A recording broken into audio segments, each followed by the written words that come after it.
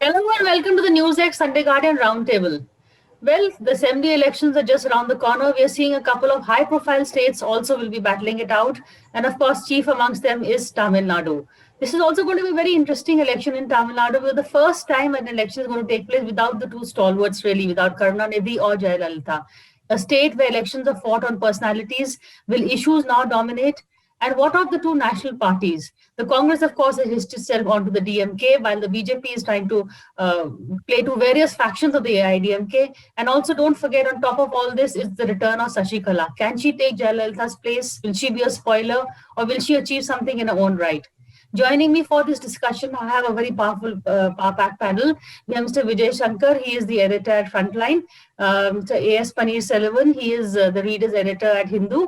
And of course, he's also coming out with his book on Karunanidhi, I think, next month. So that's something to look out for. And Aditi Fatnis, she's the political editor at Business Standard. Mr. Vijay Shankarji, you're really the man, both of you, in fact, are on the ground. So can you give us, a sort of a curtain raiser as to what to expect in the coming elections? Coming elections, I have a strong feeling that it is going in favor of the DMK because, as you said in the introduction, this is the first time the Tamil Nadu is facing an election, will be facing an election without the two stalwarts. But what happened in the last 2016 election? Very interesting. Jayalalitha was alive. Mr. Karnanidhi was not very active. Slowly his health was failing, but he was not very active. Even then, the DMK won about 89 seats, if I remember, and the alliance won more than 95 seats. Congress DMK alliance. Jayalalitha just managed to retain her majority. It is a narrow win for, it's actually for all practice, with her presence, when she was alive, and when Mr. Karnanidhi, they were managed to almost give a scare to the ADMK. So then what happened next election, 2019 parliament election, DMK front won about 30-35 seats, that is a sweep, more than 30 seats out of 40 seats, 39 seats in Tamil Nadu. So this was the scenario, this was the case, even when in the last election, even when Jayalalitha was alive, they were able to make really big gains, DMK gain. But DMK at that time, there was another front which is fighting. There was a third front led by Vijayakanth, the actor. So that actually played a kind of spoil sport, which really affected the DMK chances in many constituencies. So now, very interestingly, parliament election, the parties in that front, they also joined the DMK front. Parties like VCK, Dalit Party, two Communist Party, they were with the DMK in the next parliament election. So it was a very impressive show. So what has happened in the past? So now with now Jayalalitha is not there, Karnanidhi not in the scene, but DMK is in a very strong position because very interestingly, ADMK is not as strong as it was then, for obvious reasons. They actually kept the flock together after Jayalalitha's. What we assumed or what we thought was ADMK will just disappear or will disintegrate soon after Jayalalitha's demise. But it didn't happen. One main reason is they had power, 4 years. Somehow they stayed together. The flock was kept, though there were so many differences within. There was a revolt by Paneer Selvam, Deputy Chief Minister, against Edappadi Palaniswamy, the present Chief Minister. He actually created, it was a kind of split, 11 MLAs split away from the ADMK. And interestingly, Paneer Selvan's main complaint, main demand was that he suspected that there was something wrong with Jayalalitha's treatment. There was some foul play behind it, and the accusation was obviously against Shashikala, who was closely with Jayalalitha throughout. So he wanted some kind of inquiry into it. So he went and prayed. That is, he went and meditated. Very interestingly, in Tamilian politics, meditation is a very, very strange word. Meditated at the Samadhi of Jayalalitha, asking for, that is, seeking justice or truth. So very interesting. His grouse was that another grouse was that it was Sashikala who anointed Edappadi Palaniswamy as a chief minister. So that again was a problem. And BJP was behind all this because BJP's initial game, immediately after Jayalalitha, BJP thought it was very easy to manipulate. and bring the entire party under its control. And they chose the chosen man to if I may say that the chosen person was O. Pandit Singh. So he also he was playing that game. But finally, what happened was now because of this, actually then Pandit Singh came back and joined the party after some a big drama in the assembly. Correct. Yeah. So he came back and joined. Now they are all together, but still there is a lot of inside. They are not actually united. What has kept them together is the power. Now again, power. Now with Shashikala's return, now we don't know. We don't know what exactly Shashikala is planning to do. She has made it very clear that she is going to play a active role in politics. And actually, what made Shashikala's return a huge affair was the panic shown by the ADMK party. I'm going to come back to you on Shashikala. Let me bring the others in also. Aditi, in all this, the BJP and the Congress, BJP, of course, as Vijay Shankar has said, was looking to, remote control someone. They thought AIDMK is used to someone telling them what to do. So let's just take over the remote control there. But the Congress, how do you see, Rahul Gandhi's attempts and the DMK Congress alliance?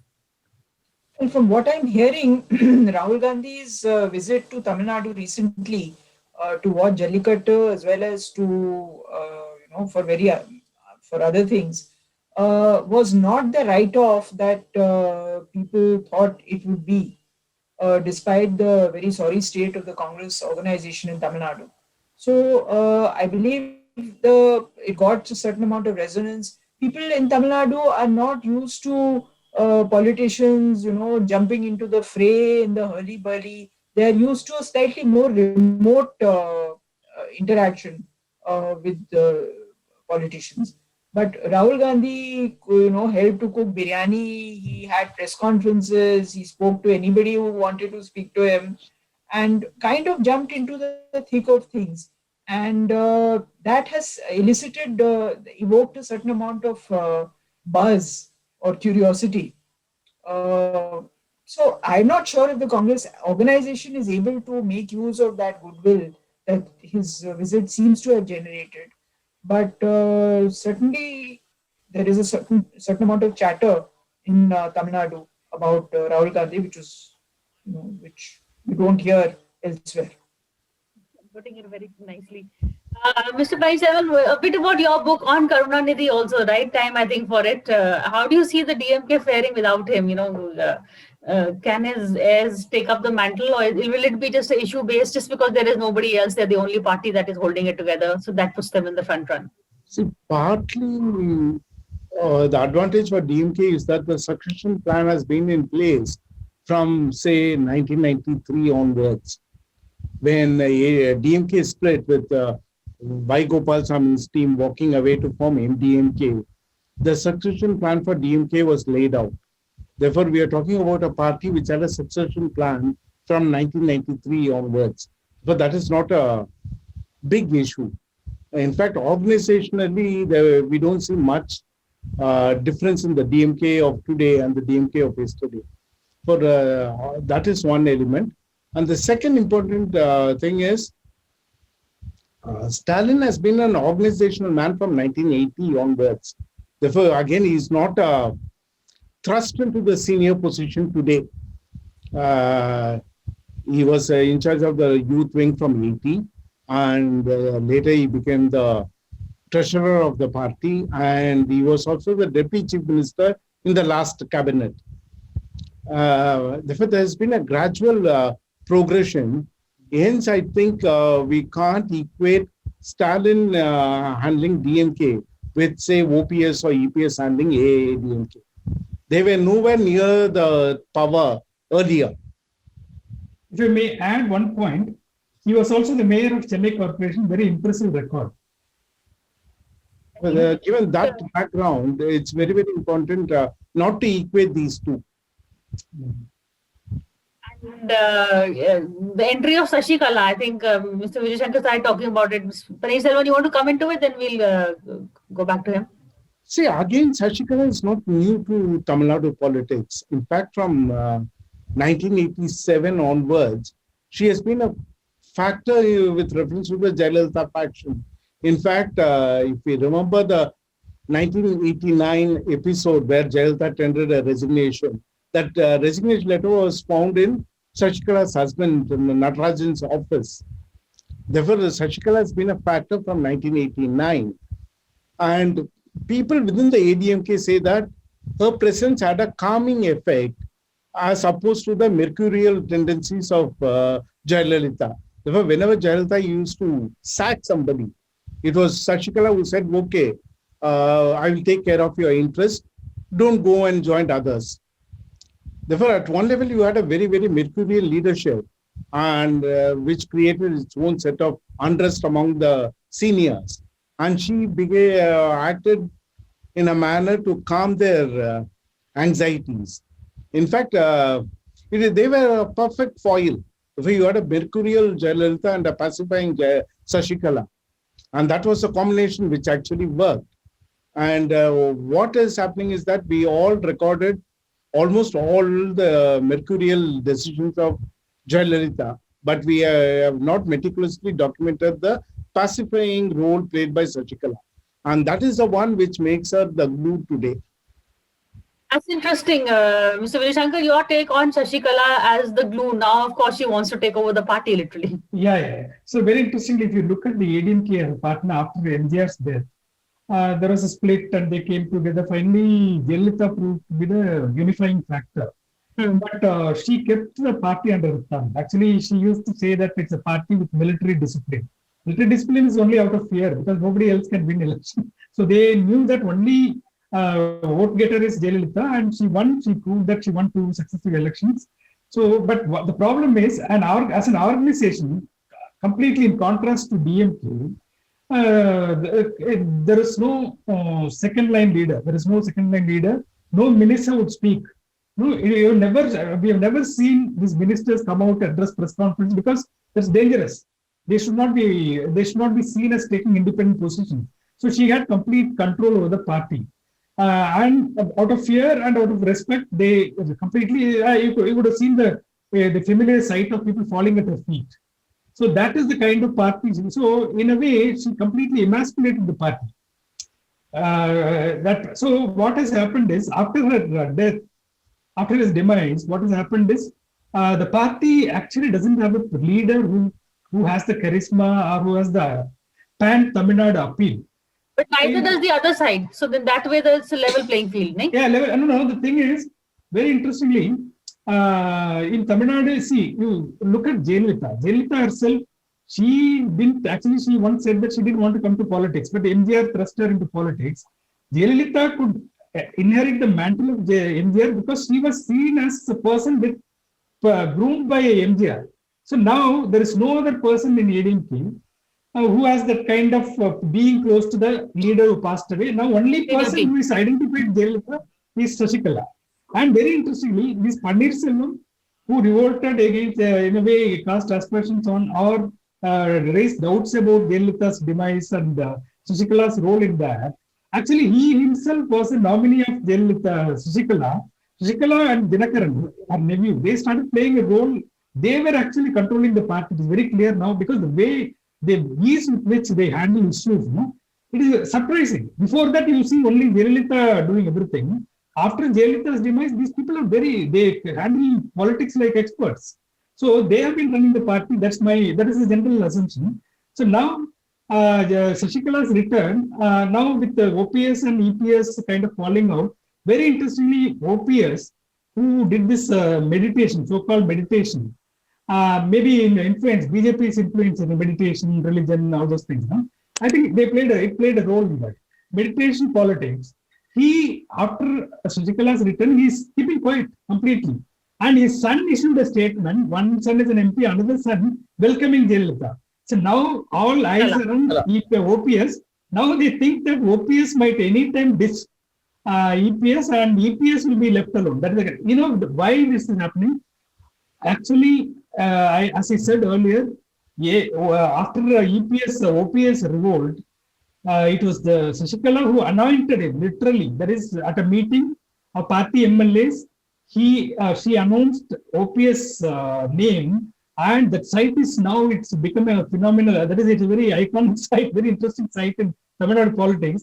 As soon as this name was announced, the EPS, the Chief Minister to be, he just fell prostrated at her feet, and he couldn't touch her feet. So she actually what do you call, slithered. I'm not exaggerating. These visuals are now prominently playing. So that was the kind of complete subservience shown by OPS. But later, once he went to jail and the party was united, now EPS has the guts to claim, gumption to claim that it was the people who elected me. It was not the people who elected me. It was not MLAs elected me. It was not. It was so both OPS and EPS were nominees of Shashikala, and Jayalalitha accepted them. Now it looks like what it appears, general perception. No, when we look at the whole thing, she is very angry with EPS. That is our chief minister. So there may actually, when before going to jail or after Jayalalitha's death, she went to the grave. That is Jayalalitha's memorial, no, and she was seen as taking a vow. No, she just bet the ground. That's a typical Tamil way of that is a pledge to take revenge. She hit the ground thrice, and what is it? I will take revenge. Now it's the time for revenge. Revenge is mine. That's what she's trying to say. Now we don't know what will happen to the party. It all depends on how she's going to go about it. But very interestingly, Aditi, I'll bring you in now. We're talking about Shashikala and her presence. She's a very interesting character. I think someone that you should definitely do a profile on. I'm sure that's what you're planning. Well, I have written about her, of course, but sitting in Delhi, it's very difficult to analyze how much influence she now has after coming out of jail. Remember, she may have been very powerful when Jayalalitha was alive, and also soon after Jayalalitha's death. But she's been out for 4 years, and other players have moved in. 4 years is a very long time in politics, and you can only recall IOUs, you can only claim them when you're physically there. So I am not for a moment making light of the fact that despite everything, the RK Nagar by-election seat was won by Dinakaran with an astounding majority. Given the fact that they were not in power, that she was in jail, that there was a big vacuum, and so on and so forth. But that was one seat, and that was Jayalalitha's seat, but it was one seat. And now we have to see how much influence those people whom she put in power in many parts of the ADMK, how much those people respond to her lure and her pull and so on and so forth. We don't really know that. So there's not too much time left now. So we have to see now what happens. But whose ADMK it is, that is a question that needs to be answered. Nice question. Mr. Paneerselvan, will you take it? Whose ADMK is it? Or whose ADMK is it going to be? Yeah, it looks like, as of now, it looks like it is Shashikala's ADMK. Because now, very interestingly, I was about to tell you about the day of her release. No? When she was actually released from jail from Bangalore, immediately the same day, they opened Jayalalitha Memorial. That they spruced up the play, they really remodeled her grave. So the entire attention they want to divert to this event.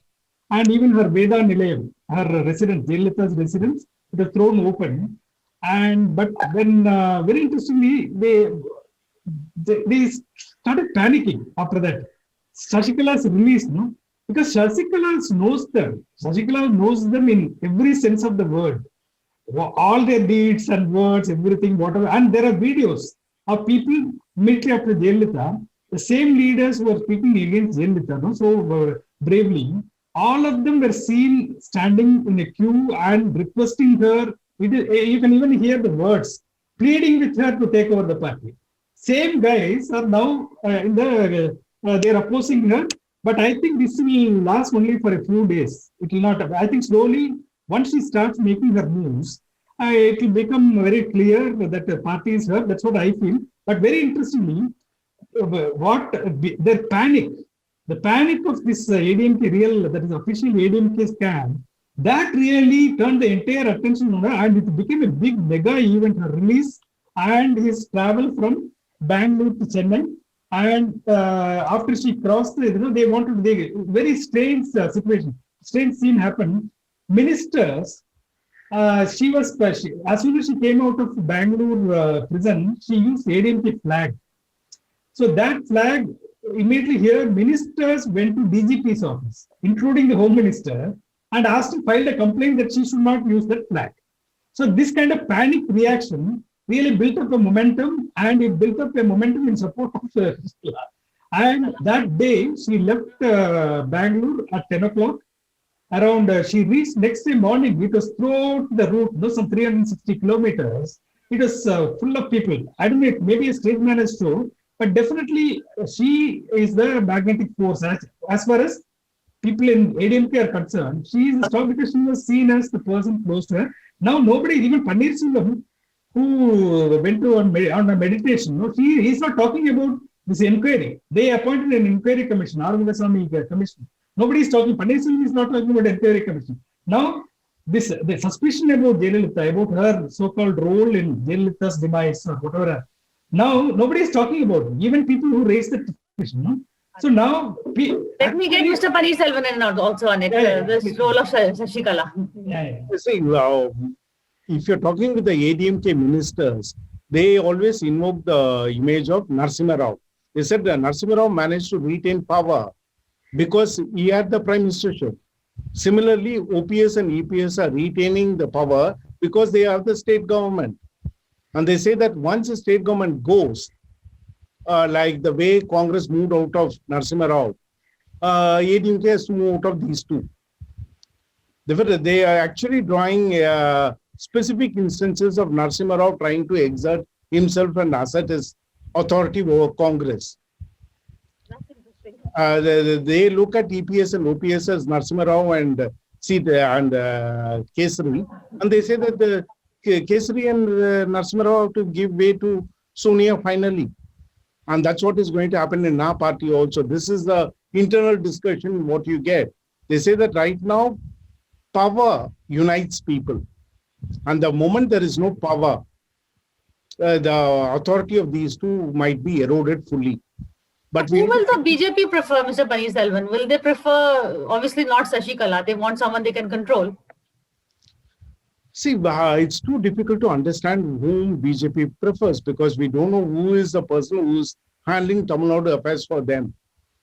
In BJP, everything comes to Aditi. Yeah, see, the position from the finance ministry is different from the position from the home ministry. And what Mr. Piyush Goyal is saying is so different from what Mr. Ram Madhav said earlier. Well, given this divergence of opinion within the BJP leadership, we don't know which line BJP is going to finally take. And if you're looking at the Tamil Nadu BJP, the most articulate leader of them had been shifted as the governor for Telangana, Tamilisai Soundararajan. And right now, we don't know what is the stand they are going to take from the local leaders' utterances. Local leaders keep talking about the administrative acumen of the Prime Minister. But that does not translate into their Tamil Nadu approach. That is not clear. They are not spelling it out. And actually, the BJP High Command is keeping its card close to itself. And hence, we have to wait and see. I think who will the BJP prefer? I think anybody but Shashikala, I guess, in AIDMK. Paneer has actually nailed it because there is so much contradiction in the BJP. I mean, even if you go back, I remember the time when Jayalalitha was still alive and the elections were on. And in the middle of the election, Piyush Goyal went to Chennai. And from the podium, he said, I feel sorry for the Tamil people because they are saddled with the chief minister who doesn't know to whom they cannot see, they cannot meet. And that statement was so incendiary that immediately within days, the current vice president, Venkaiah Naidu, had to undo what Piyush Goyal had said and say that no, what he said was not correct, and actually we respect Jayalalitha and we really. So Jayalalitha made use of that and publicly said, I don't know what the BJP is talking about. Who is right? Is Mr. Piyush Goyal right, or is Mr. Venkaiah Naidu right? Please tell us. So this kind of thing has been happening a lot, and things haven't been helped by the Home Minister saying that he believes that Hindi is the national language and the language that connects all of India, and everyone should speak Hindi. I mean, I don't know what they were smoking when they advised him to say that.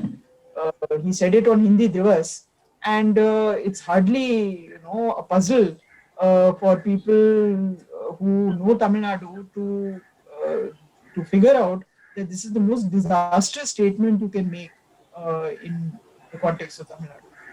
So, lot of contradictions in the BJP, and I really don't know why they're shooting themselves in the foot all the time. Well, no guesses there. I'm not going to guess that one. But thank you all for this discussion. We are out of time, but it's going to be a very interesting election to watch, as Mr. Vijay Shankar said in the beginning. This is going to be a different kind of elections, different nuances in Tamil Nadu on the ground. So we're going to keep a close eye on this, and hopefully have all of you back again for more discussions such as this. But thank you all for watching this show also, and thank you. Thank you. For more such videos, subscribe to the NewsX YouTube channel, hit the bell icon.